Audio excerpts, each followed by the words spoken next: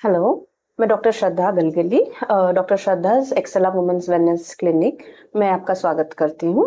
आज हम जानेंगे मिसकैरेज मतलब गर्भपात के जो कॉमन रीज़न्स हैं उनके बारे में।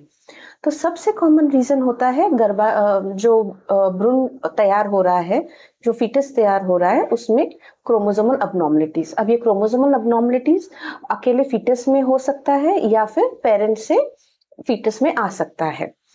दूसरा कारण है सबसे कॉमन ऑटो इम्यून डिसऑर्डर्स, जहाँ पे शरीर में जो इम्यूनिटी फैक्टर्स होते हैं वो खुद के खिलाफ काम करते हैं और वो बेबी को प्रॉब्लम्स देते हैं।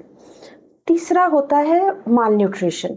माल न्यूट्रिशन में दो चीज़ें आती हैं, एक तो एक्सेसिव न्यूट्रिशन जहाँ पे बीएमआई बहुत ज़्यादा हो, या फिर लो न्यूट्रिशन जहाँ पे शरीर में कुछ हार्मोन्स की कमियां हो जाती है या फिर न्यूट्रिशन की बहुत एक्सेसिव कमी हो जाती है, उनमें ये पाया जाता है। दूसरे कारण जो है कॉमन में जिसके कारण अबॉर्शन हो सकता है वो है गर्भाशय में विकार, जैसे बाइकॉर्नर यूट्रस, आर्क्वेट यूट्रस या फिर फाइब्रॉइड जो बहुत बड़ा हो और उसके ऊपर अगर प्रेगनेंसी बैठी हो, या फिर पॉलिप्स।